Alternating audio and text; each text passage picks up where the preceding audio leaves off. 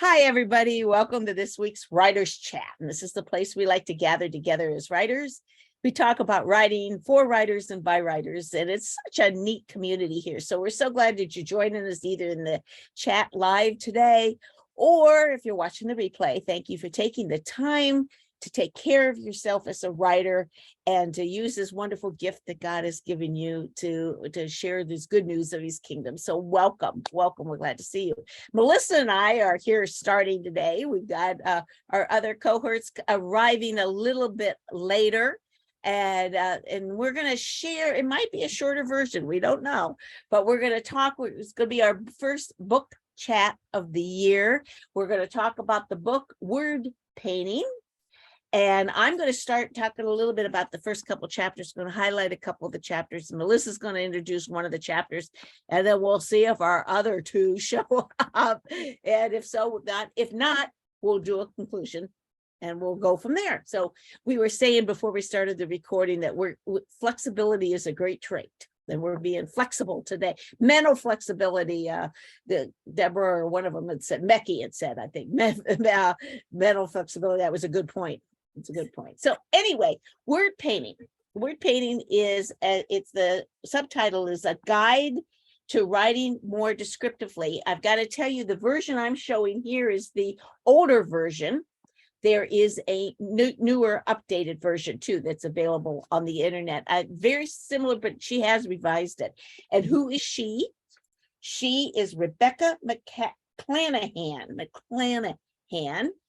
And I looked it up because I knew the bio in the first edition was an older edition. So I looked it up on her website, something new about her. So I thought I'd share that first so you know who is this lady talking to us about writing descriptively. But her newest book, her last book, was written in 2020. What a year, right? 2020. And it's called The Key to New York City, a memoir in essays. She's the author of 10 previous books, including, here's a couple of her other titles: The Tribal Knot, a memoir of family, community, and a century of change. And then the revised edition, they publicize this on their website, of Word Painting. The Fine Art of Writing Descriptively is apparently the subtitle of the newer version. That is sold over 50,000 copies, which is a lot of books in the book industry. And it is used as a text in a lot of writing programs. So I think that says something about the value that you might find in this book on that. Her work has appeared in a lot of different publications, such as Best American Essays, Best American Poetry, the Georgia Review, the Gettysburg Review, a lot of the reviews, and a lot of anthologies by Doubleday, Putnam, Penguin, Peak, St. Martin's, and a lot of other publishers. So she has been well published, both short and some longer versions. She's received multiple awards, 2 pushcart prizes. I don't think I've ever heard of the pushcart prize, but I thought that was interesting. The Wood Prize for Poetry and the Glasgow Prize for Nonfiction for Riddle Song and Other Rememberings. So I thought that was sort of interesting. She really, and that we've talked about submitting our work for prizes. Doesn't that make her sound a bio, strengthen her bio a little bit? Makes us least impressed initially with us. Me too. It is. She's had some literary fellowships that we've never talked about, trying to do a literary fellowship, but from New York Foundation of the Arts and from the North Carolina Arts Council, and among other honors and awards. I think that'd be kind of curious for some of us to become a fellow sometime. But anyway, I found her bio fascinating. But she teaches us a lot of Masters of Fine Arts program. Right now, she's teaching at Queens, or at least the latest on her website, Queens University and Rainier Writing Workshop. Queens University, I figured was in New York, but it says Charlotte. So, but she also will fly out to Pacific Lutheran University and teach at a writing workshop on that. And of course, she gives a lot of readings and talks and workshops across the country on this, because I think this is something we could all grow, either as fiction or nonfiction, to grow on that. So again, the book is called Word Painting, which in itself is a wonderful title. Isn't that just the title itself intriguing on that? But it's how to write descriptively on that. So what I'm going to do is just just share a couple of things from chapter 1 and chapter 2 on that. Chapter 1 is mainly exploring what the word description is and what it isn't. But I think the essence of it, which fascinated me, was really the last page of chapter 1. And so I'm using version 1. If you have one there, I don't know if you have this revised version. I don't know what it says towards the end, but she says on her desk. Now think about just that as a writer. On her desk, she keeps the definition of the word describe. And she has 3 definitions, but then listen to how she carries it a little further. First definition is to transmit a mental image or impression. Number 2 is to trace or draw a figure or like into outline. And number 3 is to give a verbal account or to tell in detail. I think I would have guessed that third one, to add detail to something would have that. But what she does with those 3 kind of broad definitions is she takes it a little bit further. She says as a writing, the first one is to the mental image, or the mental image is our seeing things. And she says that's our senses. Think about the senses, using our senses in description. And we've talked about that before, I know, here on Writers Chat, but we must look, listen, taste, smell, touch the real world and the world of imagination. And so that's what the first said, that's to transmit the mental image. The second one is to outline. She says that's our use of words, to find the right word. And I thought, boy, that appeals to me as a writer, how she defined that. I love that in that way. And then the final one is to tell in detail. That's to create the story, to put it in things. So and to make what we see in our imagination come tangible to the reader on that. So I thought that was just a very unique way how she took dictionary definitions of the world described and kind of expanded them and deepened them and made them come alive as writers on that. And she calls that her 3-part model. And that's sort of the thread that goes all the way through this thing. And she says it's not a simple 3-step procedure. I really want the quick fix. Just tell me what to do, A, B, and C, to make my descriptions better. But she said this process is rarely linear on that, but it loops back and forth. And I'm just going to read you these last couple of sentences. For some writers, the story comes first, the telling progresses, and then the description emerges. For other writers, it's the physical, the sensory detail is the starting point. Still others, particularly poets, find within the words themselves. They start with the words, the sounds, the rhythms, the shape of the words, and that's the route to description. So the order of these processes doesn't matter. That's not important. What is important is some way along the line you give full attention to the eye, what you're seeing, and that's all the senses really. The word, and that's like the outline, the tangible, the framework, what defining that right word, and then the story, which expands the details. I think that was really a unique, creative. You could tell somebody should put a lot of thought into this process that we have as writers that I've never thought of in that kind of detail before at all. So that's chapter 1, and it just intrigued me on that. Chapter 2, and we're not going to do every chapter today, so don't go crazy thinking, oh my gosh, what are they doing today? We're going to just give you a taste of this book on that. But chapter 2, she calls the eye of the beholder, and it's just the many, many ways we see, we behold, we start this process of description. And I just want to read you the bold, the subtopics, all the different ways that we can see on that. And she does say when you does description that it requires the attention of the writer. And I really liked what she said here on the end. She said, when we let's see, if you look closely and stay at the moment long enough, You may be granted new eyes or even new ears. And you start thinking, well, if it's that easy, I would have finished a dozen novels by now. Isn't that on that way? And I'll nod along with you, wondering why hundreds of hours I've recently logged on the sofa hasn't translated into a new book of poetry. But what we've been doing has nothing to do with attention. An attendant is one who is present at an event, one who waits expectantly. But attention is a servant's word. It requires work, concentration, and patience. See how she takes it just a little bit step further. We're wordsmiths. We need to take these words and go a little bit deeper and pay attention to them, not just wait for them to explode with description. We have to work it. And I really like that. Attention is a servant's word. And then so she tells us different ways. I'm just going to read you some of these subtitles here. She says, good description begins with observation, and that's the naked eye. And then she talks about the eye of the imagination, things that you kind of wish were there, pictures of what you wish for, but you can't quite see. You got to bring them alive. She talks about the eye of memory.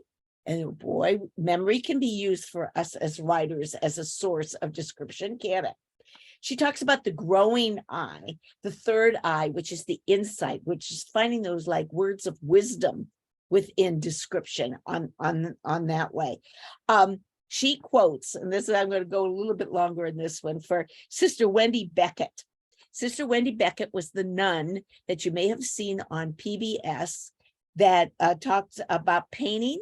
If you ever saw the nun in her habit, she would go through, she would take a certain painting and talk about the description of the painting.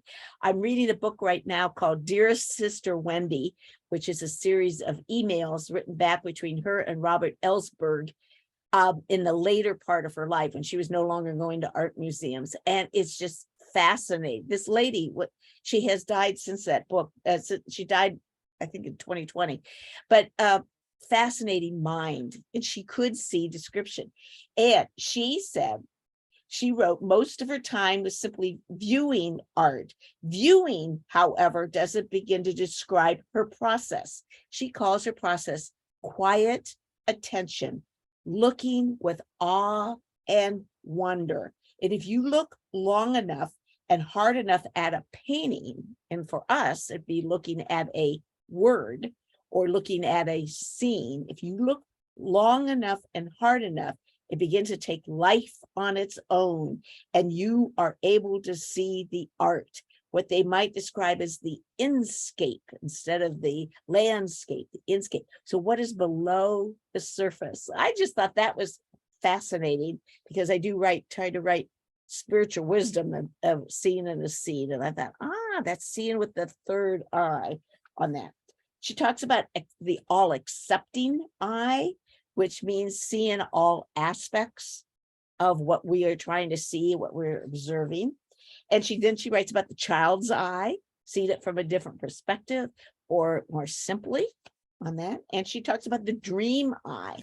See, I don't know if you guys ever read or be so involved in something that you're writing that you dream about it at night. See, and sometimes you get aspects, or you could solve the problem of a scene through dreaming on that. So it's different aspects. Hi, Brandy. It's different aspects of that. And so I found that quite exciting. Now, the other thing, and then before we turn it over to Melissa to see what the chapter she wanted to highlight, is there's a lot of exercises in each event. And I'm not sure if it follows I didn't look to see if it follows every chapter, but there's a lot of exercises. So you can see why it was used in a writer's class, but it could be very helpful for the individual writer, that too. So one of them at the end of, she's probably got 9 different exercises here at the end of chapter 2, but one of them I thought was kind of interesting. This is what she said. This is how to engage your imagination.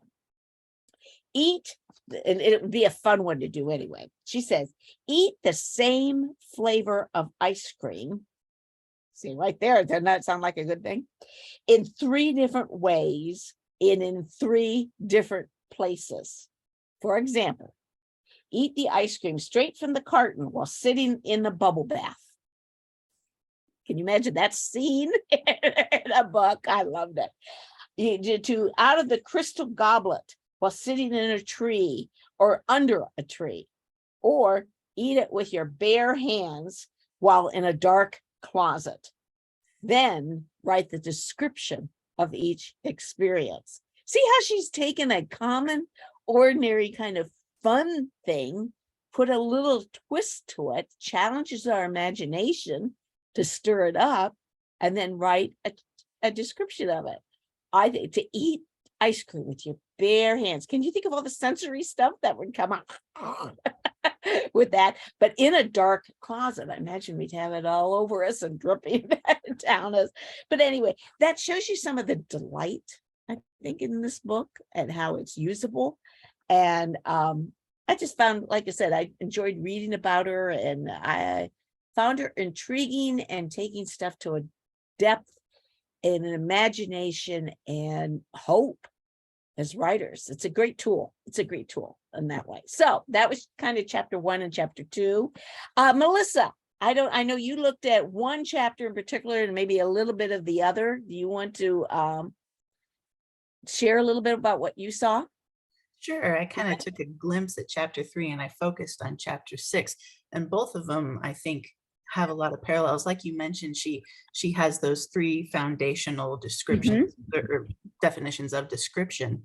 And I think that she builds on that in each chapter and uses that as her example of how to incorporate description in each element. And so chapter 3, let me look here, is the from I to word, the description. And she's talking mainly of things in this chapter, describing like objects or yeah, she doesn't really go into scenes. It's more of like physical descriptions of someone or something. And I liked how she really emphasized describing actively, and she kind of expounded on that with her descriptions. But as one who always felt like I struggled with writing description, it really kind of opened my eyes. Just that, like you said, even the title of this book, word painting, that caught my attention right off the bat. It was, I believe, at my first writers conference that I picked this book up. And the first thing I noticed was that painting of Monet right on the front of the cover. And or not Monet, sorry, Renoir. Or no, that is Monet. It's Monet. Sorry, I'm getting them goofed up. It is Monet. So I saw the painting and the word, the chapter, and it just pulled me in, because being an artist and seeing things visually and just being consumed with what you're observing, that caught my attention. And I always thought, and I wished that I could put into words the things that I visually see, because you absorb so much looking at something, and yet you always kind of feel, when you're first going at it, the blank page inadequate to describe everything that you're feeling. And I loved how she broke it down. It kind of gave me the image of the artist taking in their subject. And she uses that example a lot to think about a subject that you're looking at. You're looking at it from all its parts, all its facets, and trying to form your own image of it, your impression of it.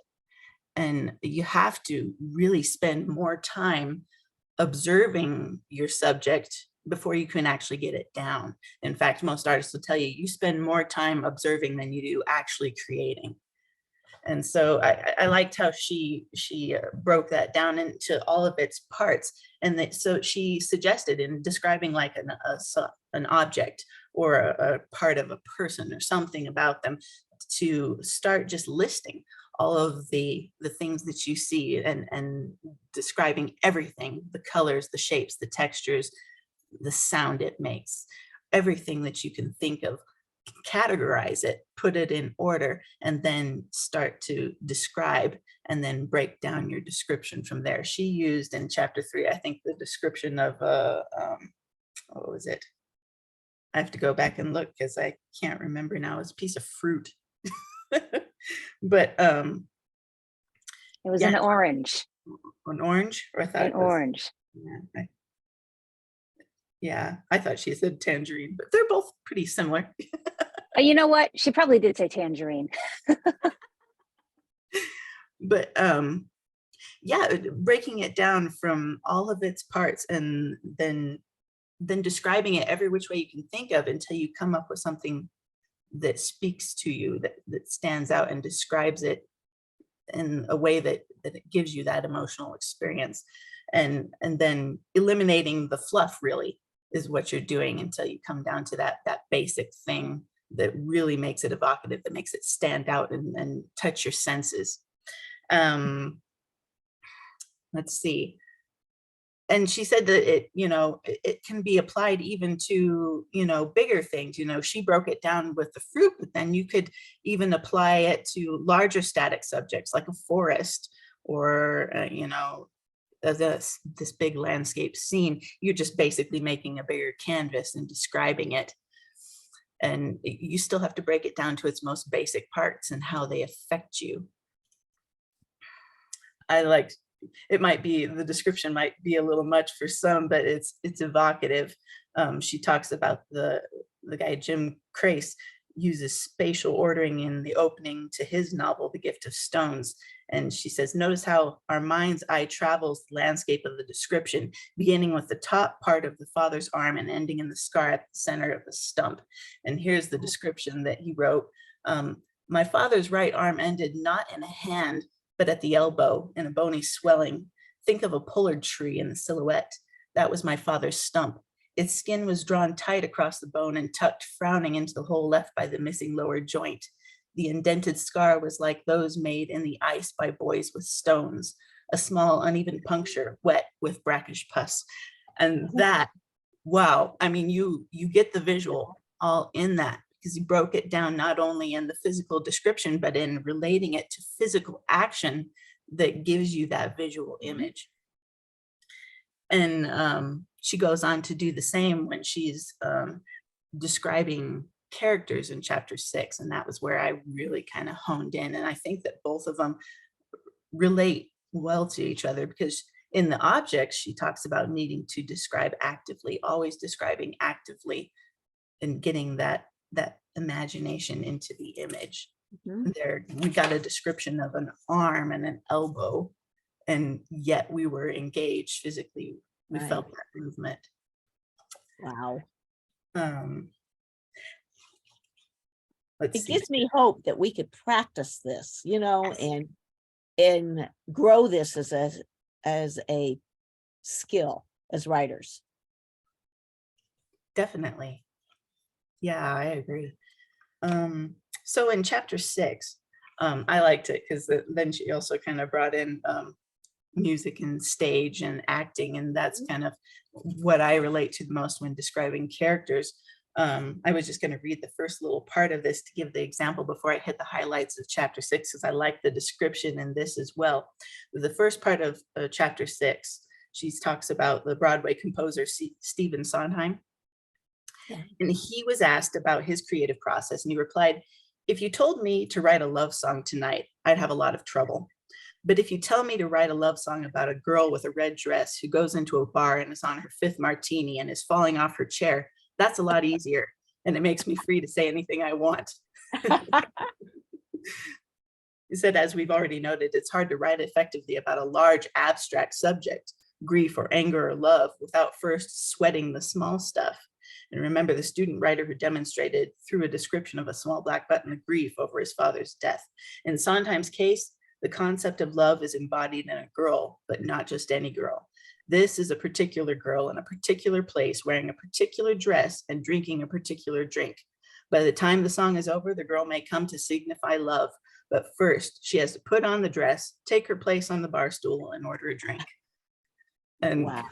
So that really, she broke it down in the description, and then she kind of expounds on it later, but I liked how she fleshed it out and how Sondheim fleshed it out bit by bit.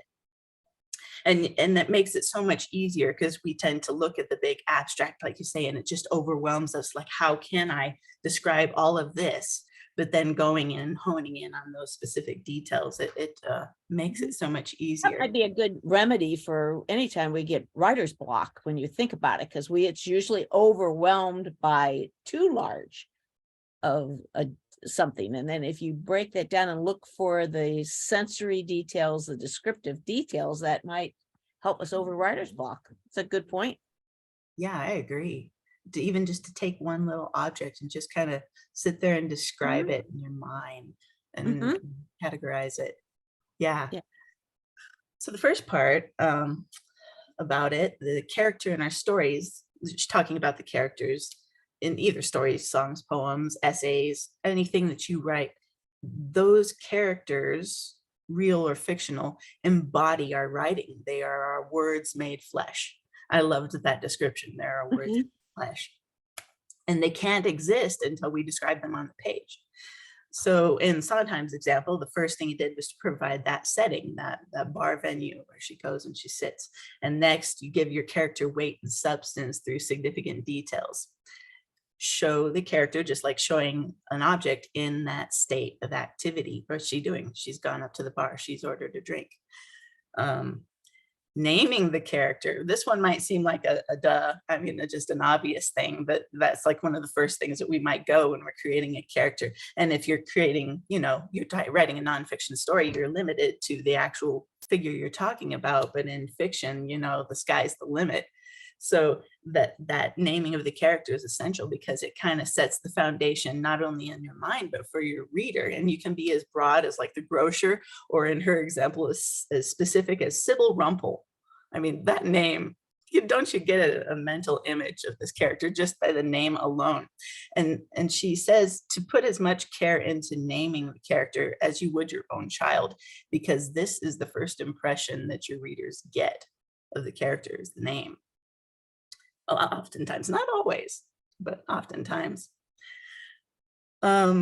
Keep track of character names too. That's another thing that she put in there that I think is important to note, because that can be distracting in of itself. If you pick another character later on that's too close in sound or flavor to the original character you created, then it provides confusion for the reader. And I have to throw in that a good way to do that would be to use character sketches or style sheets.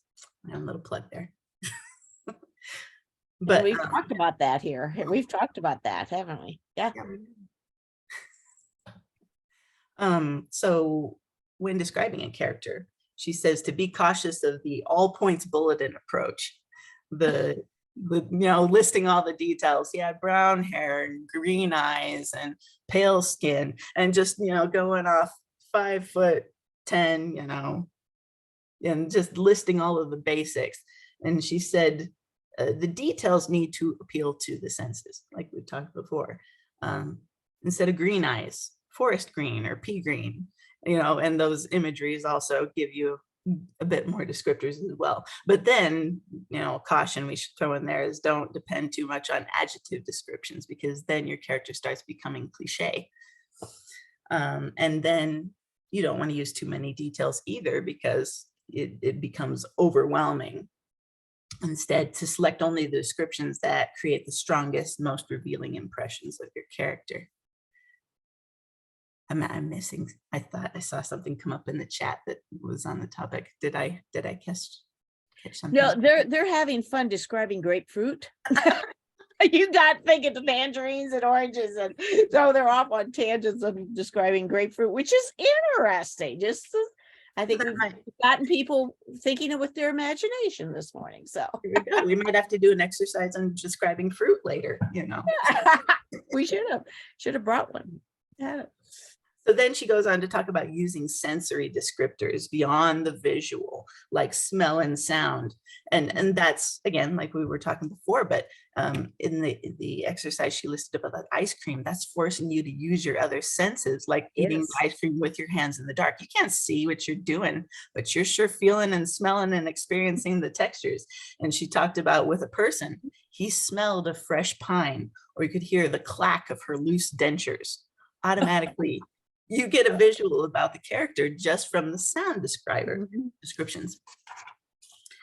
And then in setting, you'll learn a lot about a character by describing their home and place of work, or the things that they value or dislike or interact with. So just showing the characters interacting in their place is going to give you so much of a visual.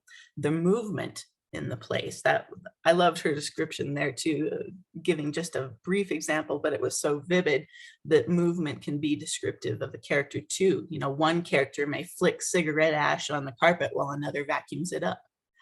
Automatically, you have the visual in your mind about these two different characters and what their personality types are.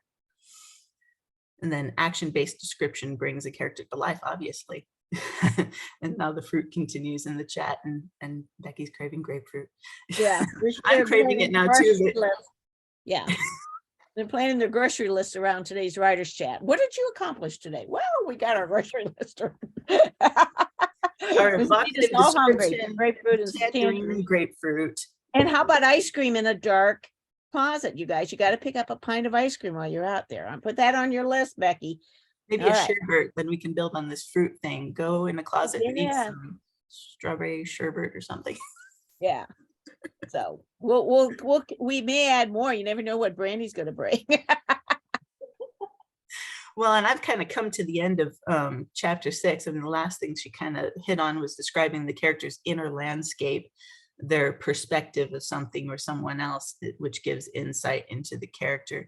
And again, she just kind of touched on the same things that we did, just how all of the different little things about another character, how they would describe that other person in their mind, then gives you not only the insight of their view of that person, but also their own personality and how they see someone. So yeah, It was. So as a fiction writer, you really enjoyed chapter 6, it sounds like. yeah, yep. Well, and I kind of had to laugh about it, because when we first talked about getting this book, and I had mentioned that I picked up the book right away because I always felt the description was where I lacked, describing scene or describing other things. And Brandy had commented, I don't see that at all in your writing. Well, I had this book first before I started really getting into it. So I think that it worked. It really did help me to think outside of the box, you know, beyond just that bulletin, all points bulletin description of the character. How do those descriptions affect your view of the character and the story, and the character's view of the story, and just make everything come to life for you? Yeah. And when we read her bio, it just intrigued me of the detail she goes into, this background of description. I think I'd love to sit through a workshop of hers. Really would. Yeah. On that way. Well, thank you, Melissa. Thank you, Melissa. And our other two cohorts have joined us. We told you they would be coming on that way. I don't know which one of you might want to go next. We've done 1, 2, 3, and 6. You want to go next, Johnny? Okay, Yes. we'll let Johnny's go. I'm doing chapter 8. So, and I think Brandy's just sort of doing several little things from different chapters, right? So, I am going to apologize right off the bat. We have 3 additional little people at our house today. So, we are trying to keep them corralled, but if there's noise, I apologize. It's just the way it is. Okay, so I got to do The Story Takes Its Place, chapter 8, descriptions of setting. And I was drawn to this chapter because, it all started when I took my first grad class, and it was called A Sense of Place. And it's just, that is a concept that has just been very important to me for a very long time. And I was especially pleased when I wrote my second novel, Where She Belongs, and the editor commented about what a sense of place it had. And I was just so pleased that I had done that. Now, one thing that helped with that is because that story takes place in a house that I had actually lived in a state that I had been born in, and in an area that I had, yes, OHIO, Jeannie's doing. And so it was very familiar. It's like, I know the people, I know the characters, I know how they talk and how they sound. And that just was able to and I drew on personal experiences. So it gave it that sense of place. So I was really excited to do this chapter and to see what she had to say as far as, describing settings and how you do that, because we do know that people will often say when they're reading a novel, they will skip through description. They don't want to get bogged down by reading it. They want to get back to the story, and that's important. So it's like, how do you balance, doing the description, setting the place, giving that sense of place, while also not boring the reader or getting bogged down in what you're doing. It does seem to me, just, based on some of the examples, that you can get away with that more in literary writing, and perhaps even more in historical writing, where readers actually go to historical novels to learn. I mean, they're wanting to know about that era that they're invested in. So, but with a contemporary novel, I think it can be kind of hard, especially contemporary trade novel, which, is just like a genre novel. But anyway, let's start out on page 171. Basically, setting is the where and the when of a story. So whether it's contemporary, which means, modern day, historical, that definition kind of changes, but I think right now it's like anything beyond 50 years. So now, it used to be World War II when I first started writing. Now I think it's the Vietnam War. Anything that and beyond is considered historical. And of course, there's futuristic writing, near future, far future. And then of course, there's the whole fantasy realm, like Sophia's story that takes place in a water world. And I know that Brandy likes to write, stories that just take place in all kinds of different worlds that she gets to create. So, but whatever you choose, you've got to get the reader established very quickly in where you are and when you are in your story. So we will be talking about that a little bit more, but as she got into this chapter, she talked about a writer's sense of place. And Rebecca, the author, moved around a lot. She was a Marine brat, I believe, at least a military brat. I think it was Marines. And she lived in lots of places and would only live places for a short time. She had a professor actually tell her that because she had not lived in one place almost all of her life and did not have deep roots in one place, that she would never have that, she would never be able to convey a deep sense of place. So she goes on, and this is on page 173, and it's really kind of cute and interesting. So because she knew that she would never be able to do this crucial part of writing, to be able to give a sense of place to her writing, she didn't consider herself a writer with a capital W, but only a writer with a lowercase W, because she was selling poems and she was selling essays and she was writing articles, and these were all getting published, but she still thought of herself as a lowercase W writer, not a capital W writer, which I just thought was really interesting how we define ourselves, and it just I could relate to that. It made me laugh, but I could relate to it. And then one day she goes to a writer's conference, the Bread Loaf Writers Conference, and she's listening to Tim O'Brien. Now, I don't know if you're familiar with him, but he wrote an amazing book called The Things We Carry, which I have not read in its totality, but through my literary classes that I've taken, I've read a part of it. And it is one of those like things that has just stuck with me. And actually, I've tried to use in my own writing this whole concept of what is it that we carry. So he's writing about the Vietnam War, which of course he was only exposed to for a few years. And the things we carry are what do these soldiers carry in their backpacks. And it's not just the physical objects that they carry, it's the emotional and mental objects that they carry, the memories they carry. And it's just very touching and very heavy and very, very emotional. And we all do that, right? We all are carrying around a backpack and it's got stuff in it, right? So he said in this conference, let me find it.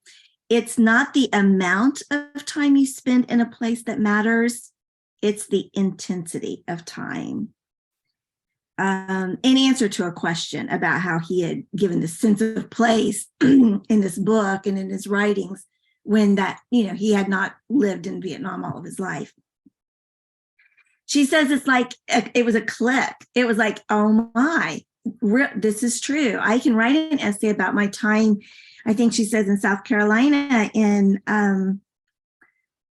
a garage apartment where I'd spent 4 damp, cockroach-infested weeks, that essay was more vibrant than a story of 4 years of suburban ennui in California. So it's not the amount of time, it's the intensity of the time that you spend someplace that gives you that sense of place. And even if you don't, excuse me, even if you're writing about a place you've never ever lived in, you can develop that sense of place by learning. And we've talked about this before, because this is one of the topics I'm passionate about. You learn about the geography, you learn about the weather, you learn about the climate, you learn about the foods, you learn about what they grow, what they eat, just what they do, what stores are there, what hobbies, how does the climate, how does the geography influence personalities and temperaments? Are they safe with mountains, or do they feel, oh my gosh, that mountain's going to fall on me? Mm-hmm. Are they safe in open spaces, or it's like, oh my gosh, this is too open, I can't stand this? It all has to do with that, and you can develop your personality and your characters that way, the personality of your characters that way. So I could go on with that forever, but let me get back to the book. Little rabbit trails there because I just can't help it. So real life settings. I love this example that she gave, and it's something I think I want to do too, is she made a map of her grandparents' farm and just laid it out, the buildings and all these kinds of things, and the woods and the streams. And it really made me think of when my grandparents lived in a holler down near Chillicothe, Ohio, which Jeannie probably knows about. Chillicothe. Southern Ohio has hills and hollers, and they live down one. And we spent time there in the summers. But, she then talked about being able to write essays and poetry about these different places. And because she had this map, and because she was like reliving these childhood memories, how it just brought out all these new memories and all these new ideas and new thoughts. And she was able to come up with all these stories. So just try drawing a map of a place in your memory, or a place that exists only in your imagination. Mark the entrances and exits, the furniture, the props, the flora, the fauna. Place an X where certain characters might show up, or where particular events might take place. And then you just, go from there. So I thought that was just delightful. She talks a little bit about the pitfalls of using real life settings, that you have to be so accurate. I mean, I learned this the hard way when I have the St. Louis Arch being built before 1945, and it appeared in a story. St. Louis Arch wasn't built until like the 1960s, and I have had people write to me about that, and it's just like, I know, I'm so sorry. But I was so excited when I saw, oh yeah, the St. Louis Arch, I need to include that in my story. Never thought to look to see when it was built. So accuracy matters. You've got to pay attention to those kinds of things. Don't assume you know. One of the first, when Jeannie and I were first doing critiques as a critique group, and I was writing this novel of my dreams that still hasn't been published, and I think I had a plastic IV bag, and Jeannie's of course a nurse, and she said they weren't plastic back then, they were glass. So you just have to know what you don't know. You have to figure it out. Anyway, so accuracy matters. Just because you've lived in a place forever, if you're writing about the past, you still may need to make sure that you know what you're talking about. And so you run into that, but you also run into either being too close to it so that you aren't able to pull out details that would be interesting to readers, or that, because you're just immune to them. Excuse me. Or you're so distant from them that you're not able to pull them out. So those are just two things to think about. Realistic detail in non-realistic stories. Here again, you just have to be really careful about making sure that your unrealistic setting still has a sense to it, that things make sense. You just, if people can walk on water, that there needs to be a reason why they can do that, and it needs to be consistent. So you just have to be careful of those things. I don't write fantasy, so I'm not going to get really involved in this. But on page 177, she talks about that. And she talks about intermittent realism. So E.M. Forster, in aspects of the novel, uses that term. And what he's saying, he uses the metaphor of a carnival sideshow to explain the importance of realistic detail to the fantasy writer. Any novel writer, any reader of any novel, he says, pays an entrance fee to the exhibition, and the entrance fee they pay is that they're going to suspend their disbelief as they read the story. So you've heard of suspending your disbelief. If you're writing fantasy, something that you're asking that reader to go an extra step. So that is like paying the fee to see like the sideshow character. So you did pay the fee to get in to the carnival, but if you're writing fantasy, you're going to be asking your reader to pay that extra additional fee because you're going to be making all these things up and you've got to have them believe it. So he calls that intermittent realism, where you still have to be the things that Melissa was saying as I popped on. You've got to have the details, you've got to have the textures, you've got to have, the sights, the sounds, just all of it. And it just seemed to me like a lot of what she said was a lot of what I read in chapter 8 was that you have to be specific. It's the girl in the red dress, not just a girl, it's the girl drinking a martini, not a girl just drinking a drink, you just have to get into those details, and they're very, very important. Introducing and organizing. I don't want to take too much time. In fact, I think I'm going to not, because I want Brandy to have time. There's a whole bunch more here. Mainly what I'm going to say is just be specific, look for physical elements, both the man-made and the natural, to add in. It's very important for fantasy, very important for historical. It's important for contemporary, but readers know contemporary life. So it's with the others that you really have to get in and get into those details that are important. She's got some wonderful exercises. I have like 3 more pages of notes. So that's why I'm just like, because it was just so much in this chapter. It's okay if you share a little bit more, because I don't have a whole lot. I don't have a whole lot more to add. And I was actually going to go back a little bit to chapter 3 just to talk about a few things, but I don't have a whole lot. So okay, go ahead. All right. And the exercises are fascinating in this section. I didn't like. I did thought so too. But I just thought that, though, I would look at the one that says move the character to at least 3 different locations within the same story, 3 different vantage points. For example, from the window of her apartment, Fran could see, or looking across the breakfast table at her husband, Fran saw, or every night in her dreams, Fran saw. I just thought that was rich. Which one was that? Because that might have been one that I had down. It was number 3 on page 192. Yeah, I like that one too. I am going to back up just a little bit. That she does talk about. Okay, since you guys are giving me a little bit more time, let me go back to this that I think is important. She talked about a direct approach or an indirect approach. Like there's one way of doing description is that you introduce the setting almost as a character. So you do it up front, what she calls front loading. So you use description as the setting to introduce or reintroduce the characters in the story. That's on page 187.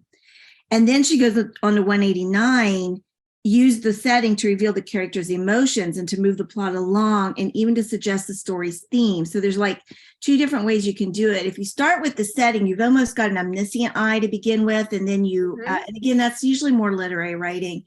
But you got this omniscient eye going on, and then then you start with the character. So the setting does become kind of a character in itself, which works in a lot of stories. I mean, think of Wuthering Heights, and I mean, Hound of the Baskervilles. There's several.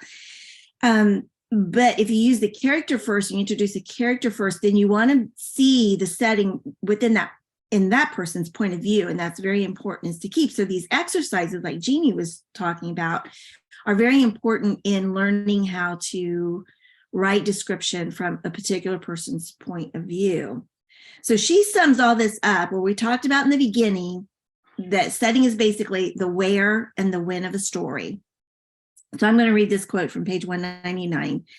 Where becomes more than a place on a map, and the when more than the slice of a timeline. The physical setting is transformed into the landscape in this case, she's talking about Eudora Welty and a long example that she uses from one of her stories. So becomes the landscape, excuse me, I am so sorry, transformed into the landscape of her character's inner conflicts, a symbol of the heart's journey to find itself. And again, it's a very, very long example that you could read through and then follow how that goes. But that's talking about how you use setting as also a theme. So exercises are great. I like the one Jeannie did. I also liked number 2, where you choose 3 different time periods in your character's life, and they're like in the same place. So, but they're at 3 different ages. And how interesting would that be? And how would that change how you would describe something, or how you would describe even an event? Another one is to describe the same neighborhood with 3 different people. So you're describing, again, the same thing, but it's 3 different points of view, 3 very different people you would want in that case. And I think the very last one was the setting. Describe a natural setting as it appears in each different season or at different times of one particular day. So notice what details remain the same and which ones change. So one of these exercises, I need to write a short story for a Christmas anthology. And it was, and I love to do short stories because they give you a chance to play, because they don't have to be beginning, middle, end necessarily. So, I mean, they're fun that way. And I think one of these exercises is going to prompt my story, like, because you could do a special Christmas ornament, the child's point of view, the new mom's point of view, the elderly woman's point of view, all with that same Christmas ornament. I mean, there's different ways to do this, you know, and have it be one short story that ties things together. So That's a great example too. yeah, would that be fun to write that? Oh, I'd be interested in that story. That'd be Yeah. fascinating. Be fast. That could almost be a Hallmark movie. It can. Yeah. And that way. Brandy, what do you got to share? We got a few minutes left. Give us some summaries or high points. Well, I was going to do, highlight some of the other chapters, but I had some things go on in my family this week, and that made it so I couldn't do that. So I'm going to go back. I'm going to go back a little bit to chapter 3, because there are some things in there that really stuck out to me. The first one was, she talks about removing filtering devices when we are describing. So a lot of the time it's really easy to go into, she saw this, that, and the other, or she felt, or he heard. And so we tend to filter through our characters what they're engaging with in their world around them. And she says, don't keep doing that. Get right into it. Instead of she felt the heaviness in her soul, or she felt the weight of the room. Forgive me, my brain's a little disjointed from my whole weekend, but we say, the sounds of the room pelted her ears, instead of, she heard. So you want to focus more on the concrete nouns with the verbs and get rid of the filtering devices. I thought that was really an important thing that she talked about. And then she mentions, this one really got me, because I used to be really good at this and I've tried to get away from it. So she says, sometimes we destroy a perfectly good word by adding a suffix like full, meant, done, or ants. In the process, verbs become adjectives and adjectives become nouns. Suffix by suffix, our writing expires. And her example of this, she mentions that when we do this, we tend to clutter our prose, and it's so true. So here's an example of a cluttered sentence. Being fearful of every new situation was an indication of the sordidness of Billy's past. Now notice how it sounds kind of educational and like something, right? But it's not really great description. It's not clear. So revising it is, Billy's fear of every new situation indicated his sordid past, or more directly, because of his sordid past, Billy feared every new situation. Yeah. So here's another example that's cluttered with these extra suffixes. The experience of meeting Babs had brought about a transformation in the reality of Caleb's life. This is also, by the way, what's called stilted writing. It sounds a little stuffy. The revised version. Meeting Babs had transformed Caleb's life, making it seem more real. So it's more direct, easier to understand, easier to process, and easier to see the picture. It kind of takes away a film off of the writing, so you can just get into the story and what's being said. And I really appreciated that aspect. Other things, Melissa touched on this, specific things, using specific words, choosing specific nouns. Instead of just saying a car, say a Maserati, choose details. And she says a state of activity, not that one. She says, it is the small things that break our hearts. So the little tiny details on something. Sometimes when I'm looking at a scene or something around me, I tend to focus in on something real tiny, a small little aspect, and it just catches my attention. And then my mind kind of goes from there. When we take out the details, we take out the personal ability to connect. It's the details that draw us into that connection, that personal experience that we have in our own lives. If I say, I walked into the room and I smelled the sharp scent of alcohol. Okay, I said I smelled, so I used a filtering device. Don't do that. The sharp scent of alcohol pierced my nose when I walked into the hospital waiting room. Yeah. You can, using alcohol, just naming alcohol instead of saying there was a sharp scent. Just saying alcohol, we've all opened like an alcohol pad. You can kind of get that. You can almost feel the sensation in your nostrils because of that detail. So I say choosing specific nouns, choosing details in our writing help our writing connect. And then also word choice, using the right word to produce the right image and attitude and emotion. And even the sound of the word, there's different sounds. You can slurp, chug, sip a drink. They each have kind of a different sound, a slightly different meaning. So when we choose our words, you can get really into the details of what is the right word that you want to convey here, the emotion of the word. And that's what you get really into. You could spend forever writing a novel if you sat down on every single word like that. But some elements are important to kind of choose well, especially if you're writing something short or you're writing poetry. Poetry is a great thing to really get on and just work out, because you can capture a moment of life and then do what she says here is a state of activity that pulses with life. So you can take a single thing and create life, make something static have movement. There was another, I have to find it. I'm working with a Kindle version of this book, and the Kindle version drives me crazy. So, and there we go. So I have notes in the Kindle version to see if I can find this one little thing here.